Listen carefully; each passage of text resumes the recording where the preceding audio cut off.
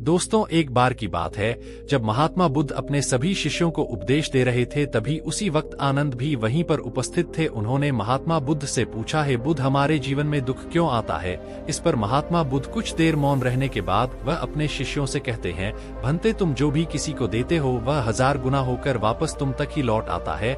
यदि तुम किसी को सुख देते हो तो वह 1000 गुना ज्यादा होकर वापस तुम तक लौट ही आएगा, और वहीं पर यदि तुम किसी को दुख देते हो तो वह भी 1000 गुना होकर वापस तुम तक ही लौट आएगा।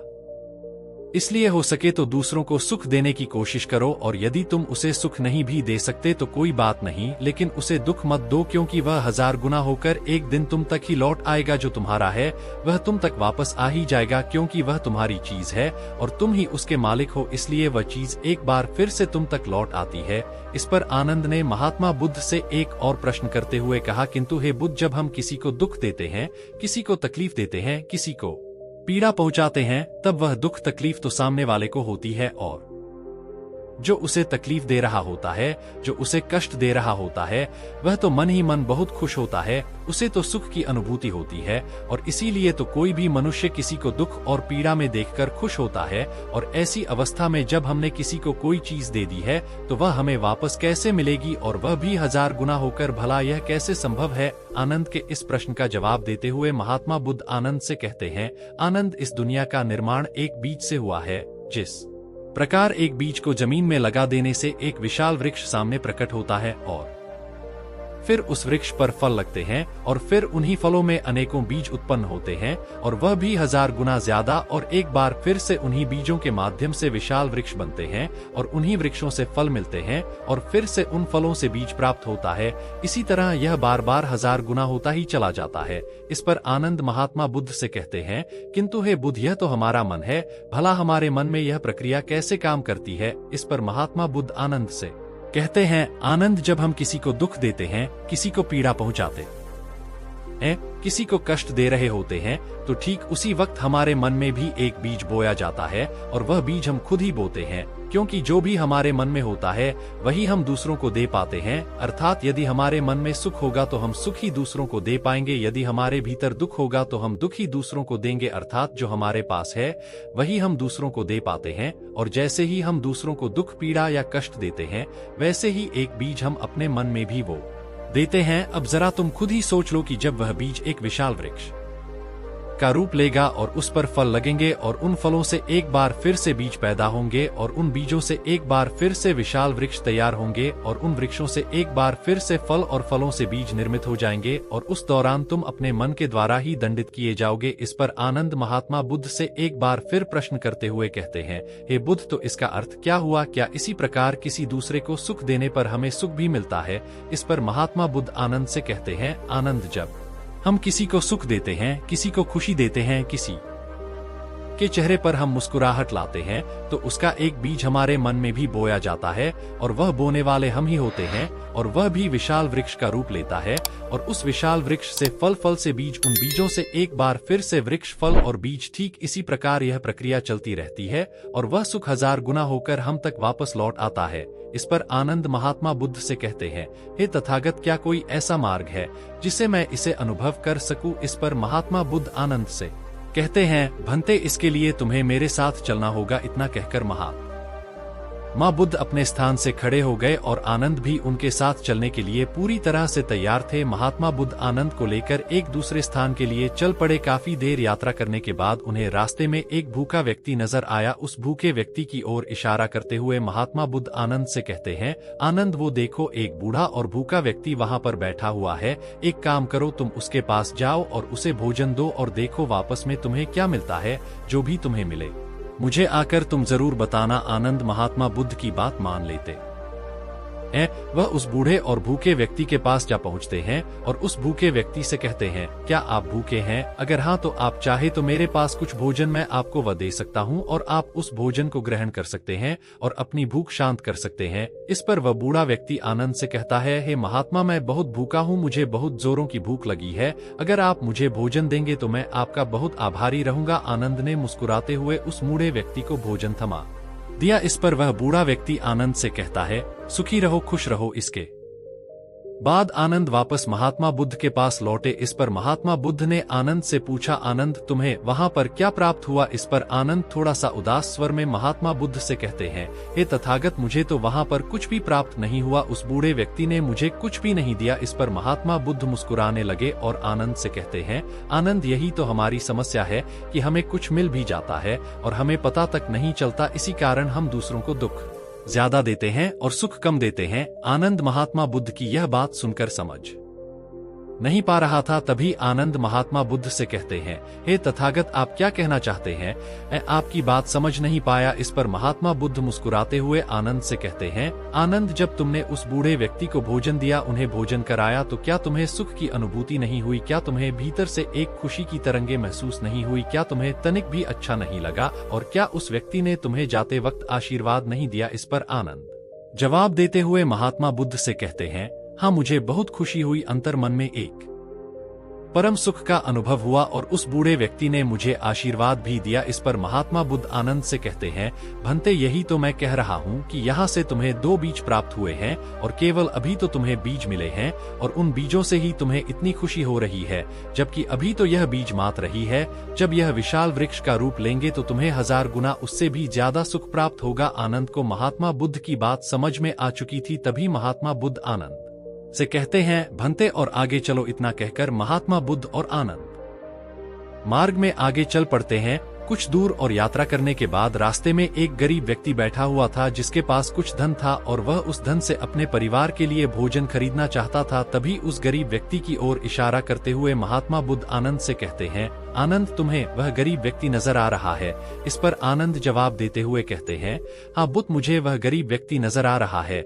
इस पर महात्मा बुद्ध आनंद से कहते हैं, देखो, उसके पास कुछ धन है और मुझे ऐसा प्रतीत हो रहा है कि वह अपने परिवार के लिए उस धन से भोजन लेना चाहता है।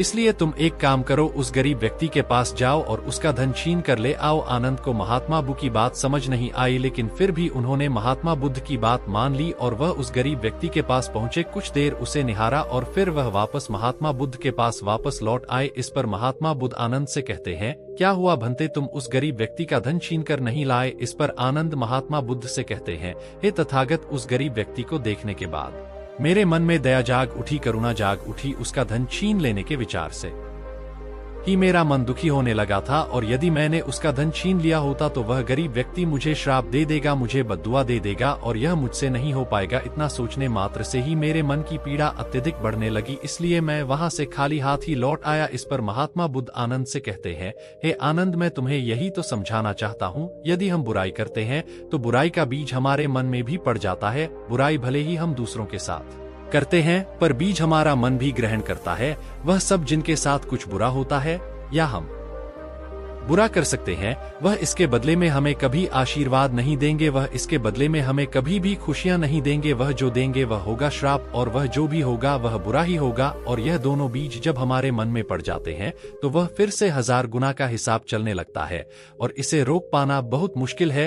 तुम इसे चाहकर भी रोक नहीं सकते क्योंकि यह तुम्हारे कर्मों में लिख दिया गया है। इसलिए अपने कर्मों पर ध्यान देना चाहिए। वह व्यक्ति चाहे कोई भी क्यों ना हो, वह चाहे कोई राजा हो या कोई रंग, उसे अपने कर्म सोच समझकर करने चाहिए, अन्यथा जो चीज उसने किसी को दी है वह चीज उसे भी वापस 1000 गुना होकर ही मिलेगी और वह इसके लिए कुछ नहीं कर सकता, वह चाहकर भी इसे बदल नहीं सकता। आगे महात्मा बुद्ध आनंद को समझाते हुए कहते हैं, हे आनंद, इसलिए कर्म बहुत सोच समझकर करने चाहिए क्योंकि तुम्हारे कर्म तुम पर बोझ भी बन सकते हैं और तुम्हारी शक्ति भी। यदि तुम अच्छे कर्म करोगे तो तुम्हें सुख मिलेगा, यदि तुम बुरे कर्म करोगे तो तुम्हें दुख से कोई नहीं बचा सकता। इस पर आनंद दोनों हाथ जोड़कर महात्मा बुद्ध से कहते हैं, हे तथागत, मुझे आपकी सारी बातें अच्छी तरह समझ में आ चुकी हैं। मैं यह समझ चुका हूँ कि इंसान को हमेशा अच्छे कर्म करने चाहिए, उसे कभी भी किसी के प्रति मन में ईर्ष्या, द्वेष या जलन जैसी भावनाएं नहीं रखनी चाहिए। उसे हमेशा दूसरों के लिए अच्छा सोचना चाहिए। यदि वह दूसरों के लिए अच्छा करेगा तो उसके साथ भी अच्छा ही होगा और वह 1000 गुना होकर उसे वापस मिलेगा। किंतु वहीं पर यदि कोई व्यक्ति किसी दूसरे के प्रति मन में ईर्ष्या, जलन, द्वेष जैसी भावना रखता है, वह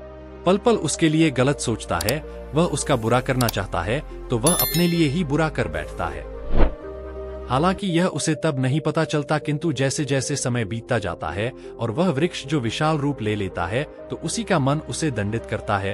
तब ऐसा व्यक्ति रोता है, गिड़गिड़ा आता है, अपने हालातों पर माथा पीटता रह जाता है, लेकिन वह कुछ कर नहीं सकता, क्योंकि जो कर्म उसने किए हैं उसकी सजा तो उसे भुगतनी ही पड़ेगी। तभी आनंद महात्मा बुद्ध से एक और प्रश्न करते हुए कहते हैं, किंतु हे बुद्ध, मैंने देखा है कि कई लोग ऐसे भी हैं जो को दुख देते हैं, प्रताड़ित करते हैं, उन्हें पीड़ा देते हैं, लेकिन फिर भी वह बहुत खुश है, ऐसा यो। इस पर महात्मा बुद्ध मुस्कुराते हुए आनंद से कहते हैं, आनंद, तुमने उन्हें दूसरों को पीड़ा देते हुए देखा है, उन्हें तकलीफ देते हुए देखी है, और वे दूसरों के सामने बहुत खुश भी नजर आते हैं, ताकि वह अपनी मनोदशा को छुपा सके, वह अपने भीतर की उस पीड़ा को छुपा सके, क्योंकि वे जानते हैं कि अगर उनकी पीड़ा लोगों के सामने आ गई तो लोग उनका मान सम्मान नहीं करेंगे, लोग उनकी कदर नहीं करेंगे, वे लोगों पर अपना रब नहीं जमा पाएंगे। इसलिए वे लोग दूसरों के सामने हंसते मुस्कुराते रहते हैं, वे लोगों के सामने खुश होने का नाटक करते हैं, किंतु भीतर ही भीतर जो भी उन्होंने किया है उसकी पीड़ा उन्हें सताती रहती है। और जैसा कि मैंने तुमसे पहले ही कहा कि जो भी हम करते हैं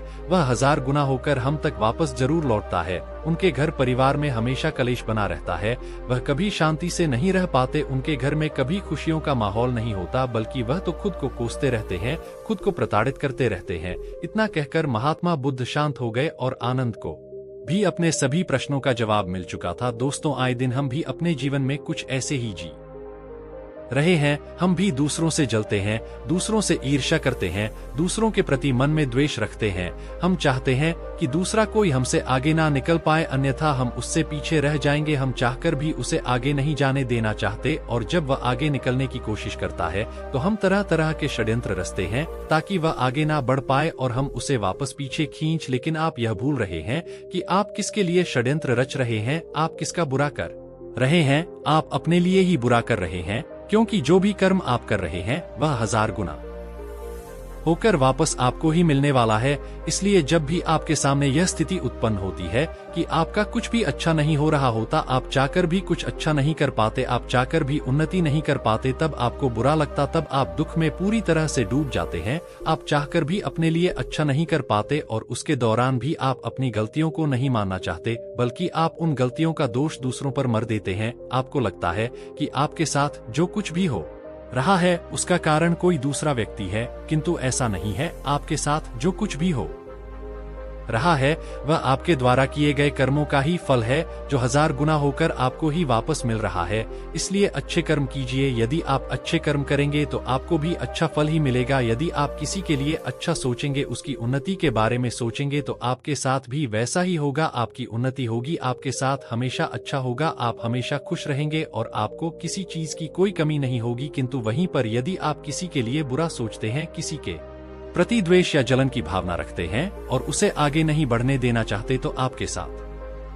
भी वैसा ही होगा। आप चाहकर भी आगे नहीं बढ़ पाएंगे, आपका मन हमेशा प्रताड़ित रहेगा, आप चाहकर भी खुश नहीं रह पाएंगे, आपके घर में हमेशा कलेश होगा और आप हमेशा दुखी रहेंगे। इसलिए आज से ही जब भी आपके मन में नकारात्मक भावनाएं उत्पन्न हो, किसी को देखकर आपके मन में षड्यंत्र रचने की इच्छा जागृत हो, तो अपने आप से सवाल करें कि क्या यह सही है जो भी मैं सोच रहा हूँ, क्या यह करना उचित है। यदि आप थोड़ा भी जागरूक होंगे तो आपके भीतर से एक ही आवाज आएगी, नहीं, ऐसा करना बिल्कुल भी उचित नहीं है। इससे बेहतर है कि हम अपने कर्मों पर ध्यान दे, अपने कार्यों पर ध्यान दे, अपनी उन्नति पर ध्यान दे। किंतु हम में से अधिकांश लोग अपने भीतर की इस आवाज को पूरी तरह से दबा देते हैं और वह जलन की उस आग में इस प्रकार जल रहे होते हैं कि उस भावना को ही वह अपना लेते हैं और उसी में पूरी तरह से डूब जाते हैं और ना चाहते हुए भी वह अपने लिए बुरे कर्म करते हैं, वह ना चाहते हुए भी अपने लिए बुरा करते हैं, बुरा सोचते हैं। दोस्तों, अगर आपको हमारी वीडियो अच्छी लगी हो तो वीडियो को लाइक करें और आपके दोस्तों के पास शेयर करें और साथ ही चैनल को सब्सक्राइब करें। धन्यवाद।